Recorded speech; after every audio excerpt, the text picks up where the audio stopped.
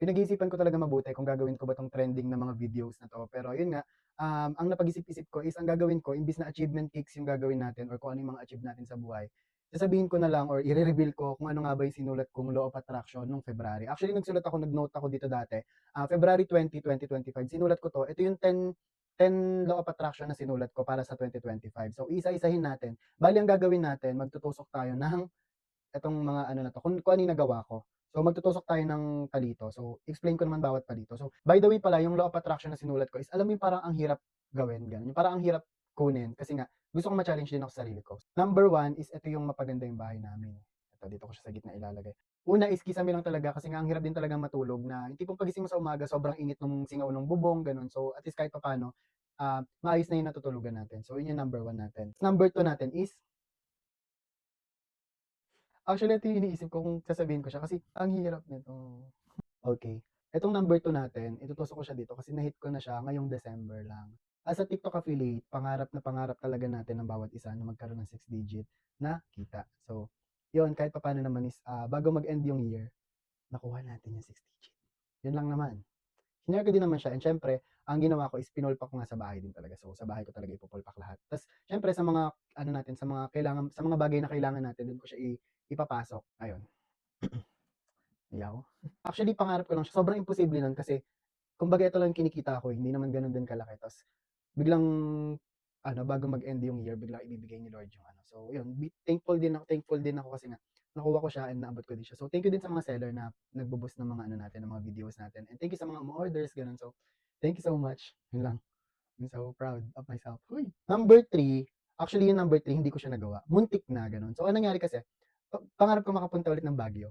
Pero yun nga, hindi na siya natuloy. May balak kasi kaming pumunta nun. Pero ano naman, acceptable naman yung reason kung bakit hindi kami natuloy. Kasi yun nga, tatlo kasi kami, namatayan yung isa. So, hindi namin kailangan tuloy. Kailangan din namin na intindihin yung isa't isa. So, okay, that's okay lang din naman na hindi natuloy yung pangatlo ko.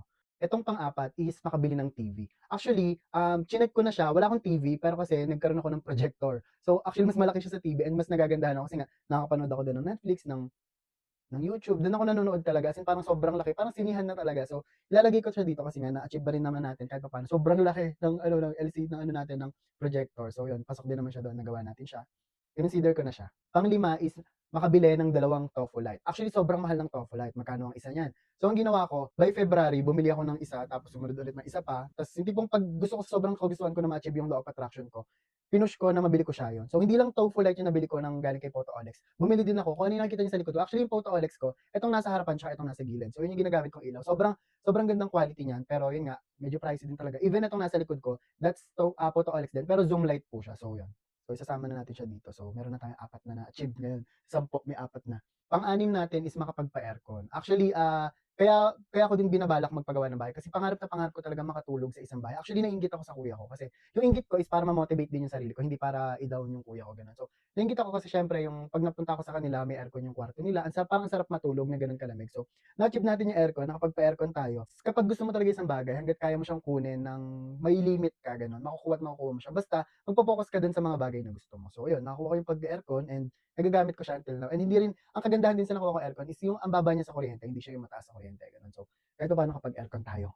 Number 7, hindi ko siya nakuha. Actually, meron ako isang tao na gustong makasama sa Enchanted Kingdom. Tapos gusto ko, VIP yung makuha namin ticket. Yung tipong hindi mo na kailangan pumila. Isa yun sa pangarap ko. Nakapag-Enchanted Kingdom kami ng kuya ko before.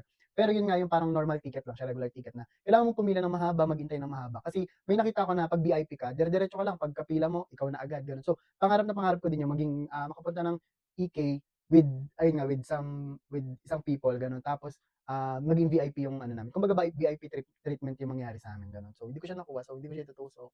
Number 8 ko is makabili ng 5 pirasong damit sa mall. Actually, kinonsidered ko na siya. Meron ako nabili na 4 ata, I think. Pero, hindi lang kasi ano, ang dami ko nabiling damit para sa sarili ko. Nakabili ako ng jacket, ng kung ano. Alam mo yung mga gusto kong damit, nabili ko siya. Tapos yun, kinonsider ko na siya, although mamahalin din naman yung mga nabibili kong damit na ano. So, kinonsider ko siya as parang sa mall na din. So, yun, nakuha ko din yun, nakabili ako ng mga Uniqlo, Jag. So, nakabili ako ng mga ganong branded na damit. So, kahit papaano, okay na ako doon. Actually, hindi ko naman kailangan ng mga branded. Kumbaga, tinry ko lang siya i-goal na makuha ko yung mga ganong bagay. Kasi imposible din naman talaga as ako na kuripot talaga ako. Ayoko nang bumibili talaga ng mga bagay na ang mahal pero nabibili mo naman ng mura sa ano, 'di ba? Sa online. So, nung unang bili ko ng ano, ng Uniqlo, dalawa 'yon, 750 ang isa. Tapos plain lang siya, as in plain lang. alam mo yung feeling ko nun 1,500 agad yun, ang sakit sa bulsa parang gano'n, parang wala at least, natapos ko siya, nabili ko yung mga bagay na yun ng hindi ko na kailangan magsisi gano'n. So yun yung nakuha natin. Number 9 siyempre, hindi ko naman makakalimutan si Goten. Pangarap ko or gusto ko na mabilhan ko siya ng mga mamahaling laruan, si Goten.